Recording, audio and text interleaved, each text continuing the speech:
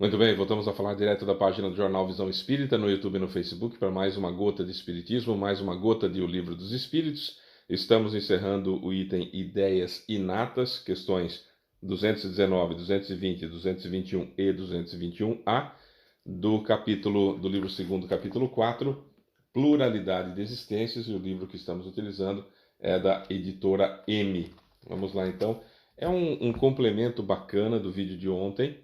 A gente já falou muito no vídeo de ontem e algumas questões a gente só vai relembrar aquilo que a gente falou no vídeo de ontem e depois dar um prosseguimentozinho interessante aqui para vocês, tá bom? Então vamos lá. Questão 219.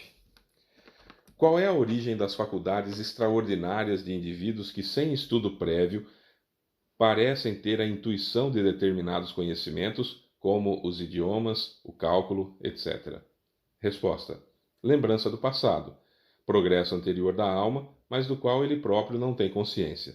De onde queres que eles venham? O corpo muda, mas o espírito não, ainda que mude de vestimenta.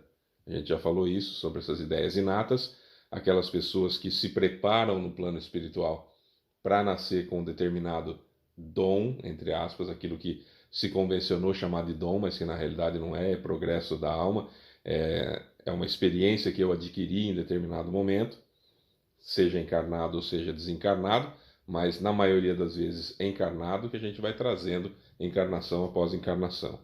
Questão 220. Mudando de corpo, podem se perder certas faculdades intelectuais, deixar de ter, por exemplo, o gosto pelas artes? Então você já adquiriu algumas qualidades, alguns conhecimentos, esse conhecimento se perde de uma encarnação para outra? Resposta: sim, se sua inteligência foi corrompida ou se foi feito um mau uso dela. Além disso, uma capacidade intelectual pode ficar em estado de inércia durante uma existência se o espírito quer exercer uma outra que não tenha relação com ela. Então ela permanece em estado latente para reaparecer mais tarde. Eu dei o exemplo no vídeo anterior do sujeito que adora piano, que foi um exímio pianista em outras encarnações e não nessa encarnação não serve. Não serve, preciso desenvolver outras habilidades e esse conhecimento me colocaria no topo de uma cadeia de aspas, importância no mundo que não seria útil para a evolução. Então, isso fica latente, fica guardado. Eu não tenho essas predisposições no perispírito. Então, essa predisposição, por exemplo, tocar piano, seria transformar o som em movimento, né? Na pintura, identificar luz e sombra só com o olhar, sem precisar pensar, olhar alguma coisa com a visão 3D nossa, né? E imediatamente já enxergar aquilo em 2D e fazer um risquinho e já muda tudo, né? Às vezes você tem um desenho que não tem cara de nada e o sujeito faz parece um risquinho despretensioso assim, e aquilo já toma a pessoa fala: "Ah, sou eu", né?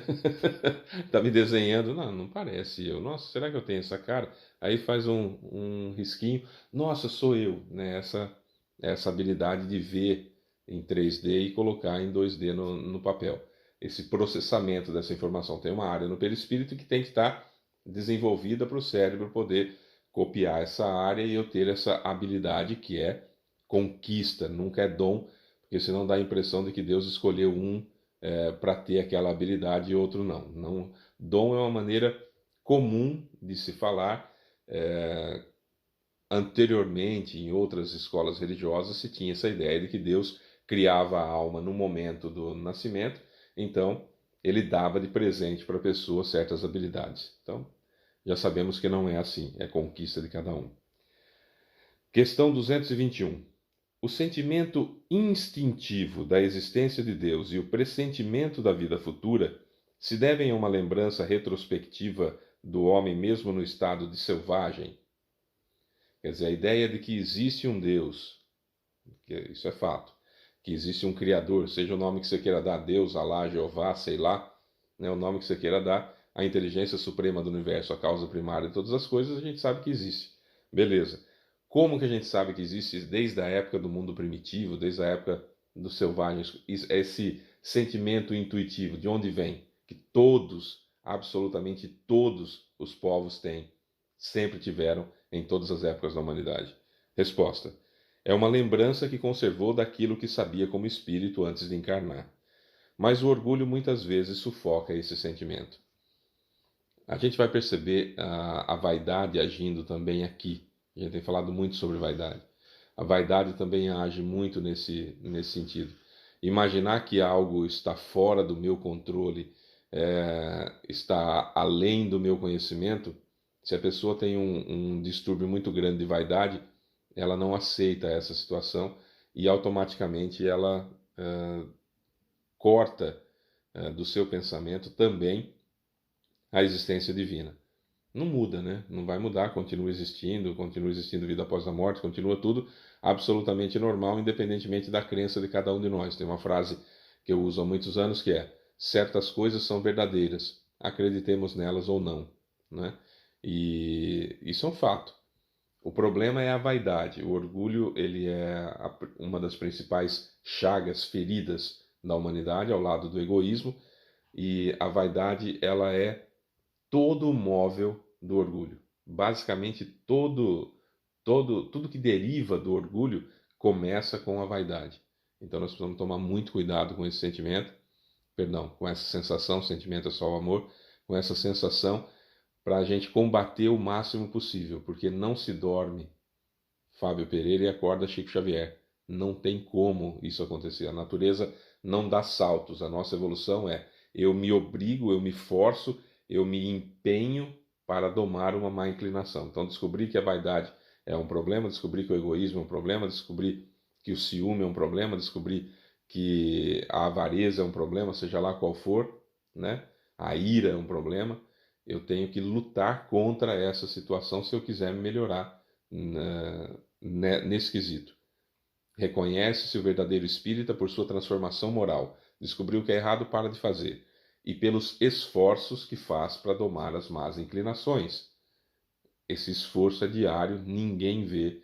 É uma luta insana de mim para comigo, eu contra mim, né? O mim contra eu contra mim, né? E ninguém vê essa luta, e quando eu ganho, a sensação que eu tenho por ser daquela forma há muitos séculos é uma sensação horrível de perda e não da sensação gratificante da vitória, embora eu tenha vencido a mim mesmo. Então é todo dia uma luta, mas vale a pena sim, porque eu vou me melhorando. E olha, não é fácil se melhorar quando a gente menos percebe, está fazendo de novo aquela bobagem que fazia há tantos séculos e fazia também aqui enquanto encarnado nessa vida. É complicado, mas não é impossível, graças a Deus. Questão 221A, que é o desdobramento dessa. É a essa mesma lembrança que se devem certas crenças relativas à doutrina espírita e que se encontram em todos os povos. Isso é característico e importante. Todos os povos do planeta sempre tiveram a ideia de reencarnação. Sempre souberam que existe a reencarnação. Porém, como não havia muitos dados científicos, ficava mais na mão dos chamados sacerdotes, pitonisas, enfim, daqueles que eram os responsáveis religiosos por passar essa informação. E como somos seres humanos, ainda, nós temos mais defeitos do que qualidades. E você imagina, então, sem uma comprovação científica, sem algo comprobatório plausível, dependíamos da informação que vinha dessas pessoas que, por serem seres humanos, tinham mazelas, tinham deficiências, tinham defeitos. E isso gerava uma descrença quando você descobria um defeito da pessoa. Então tem um sacerdote lá, maravilhoso, que estou falando da época antiga, tá?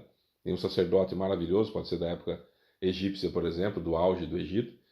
E aí o sacerdote explicando que existia a reencarnação, que eles chamavam erroneamente de ressurreição, porque ainda era uma ideia bastante difícil de passar adiante, né? Então se imaginava que voltava no mesmo corpo. Os egípcios sabiam, como os hebreus também sabiam, que se voltava à vida, mas tinham a ideia de que era no mesmo corpo, não tinham conhecimento da formação do corpo, do agente desagregador que esse corpo, né, ele não vai ter como formar nunca mais, porque ele vai fazer parte de outras coisas aqueles aspas, ingredientes que compõem o meu corpo. Como não se tinha essa informação, se imaginava então sobre ressurreição. E aí um sacerdote falando e todo mundo está acompanhando e tal, e de repente ele deslizava em um defeito qualquer e aquela sociedade descobria esse defeito vinha à tona, essa caca que ele fez veio à tona, ou ela fez veio à tona, então tudo aquilo que ele ensinava vai por água abaixo daquelas pessoas que não queriam, de alguma forma, seguir aqueles ensinamentos. Então, isso é tudo mentira, isso não existe, era só uma forma de nos governar, etc. E a teoria da conspiração, que sempre existiu, onde havia ser humano, sempre havia teoria da conspiração, como há hoje também, evidentemente, e aí se descredenciava tudo que se falava.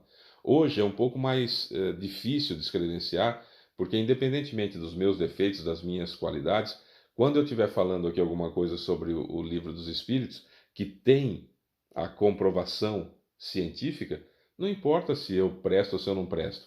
O fato é fato, né?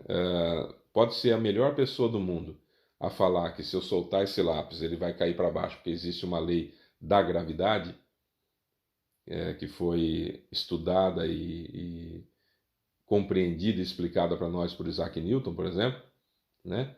Eu falo, olha, se eu soltar esse lápis ele vai cair para baixo porque existe um negócio chamado lei da gravidade. Se eu presto ou se eu não presto, não muda, porque a lei da gravidade é algo que todo mundo sabe que existe.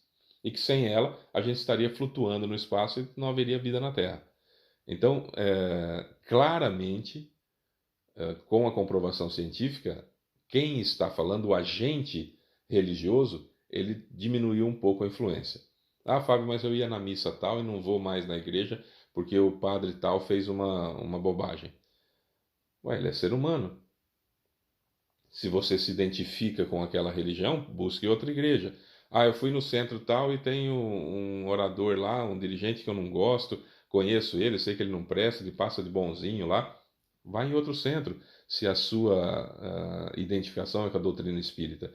Porque hoje tem outros meios da gente saber que o ser humano, embora seja falível, há as comprovações científicas que estão aí mostrando a realidade dos fatos. Então a ideia espírita sempre existiu em todos os povos, em todas as épocas da humanidade, com alguns nomes diferentes. O Paulo de Tarso, por exemplo, também conhecido na Igreja Católica como São Paulo Apóstolo, nas cartas que ele mandava aos Tessalonicenses, Coríntios, Filipenses, a Timóteo, aos Romanos, enfim, quando ele mandava essas cartas, muitas delas explicam como aconteciam as reuniões dos cristãos nas catacumbas, escondidos dos romanos, né, para não serem presos, e eram reuniões mediúnicas, como se faz hoje, só que ele não usava o termo mediunidade, ele usava o termo carisma, né? Então, sempre existiram todas essas ideias espíritas. O problema é que faltavam as informações precisas como nós temos hoje,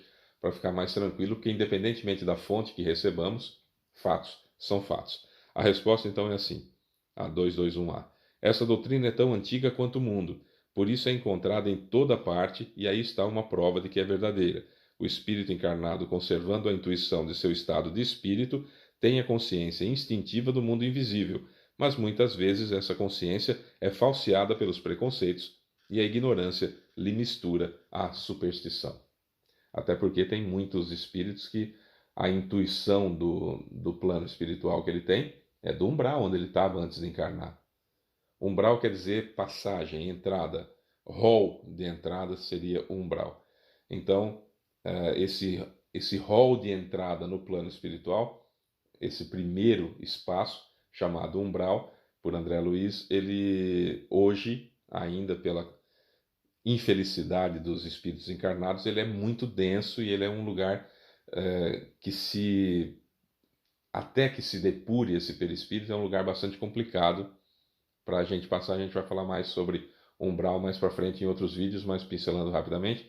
É um lugar que eu acabo me identificando por aquilo que eu gerei de matéria mental durante toda a minha vida. Então é um lugar complicado, mas era para ser apenas passagem para uma vida melhor. O problema é que, infelizmente, a matéria que tem lá é a matéria que eu produzo aqui, que você produz aqui, que nós produzimos, e a maioria da humanidade produz matéria ruim. E tem muita gente que desencarna, fica no umbral e tem a encarnação compulsória, não vê colônia espiritual, não passa por colônia espiritual, passar até passa, mas já em estado dormente, sem perceber o que tá acontecendo. Então, a última lembrança mais próxima de espiritualidade que tem aquele sujeito é do umbral.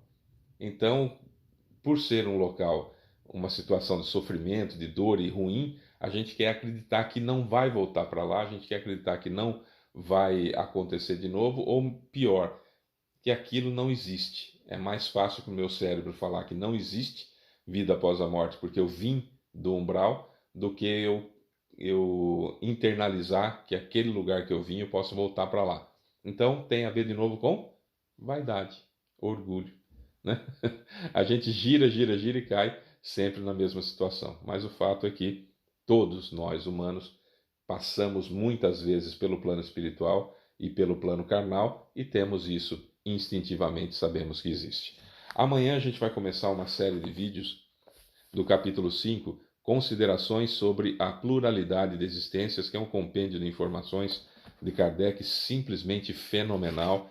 Eu pretendo até postar todos os vídeos sequencialmente para você. Vou fazer vários vídeos, mas pretendo postar todos juntos para que você possa assistir um atrás do outro, se você quiser, porque o item 222 ele é bastante longo e é primoroso, é um espetáculo. Tenho certeza que nós vamos aprender muito, muito, muito com esse item, mas só no vídeo de amanhã. Eu sou Fábio Pereira, essa é mais uma Gota de Espiritismo. A gente volta amanhã então. Beijo pra você que fica. Tchau.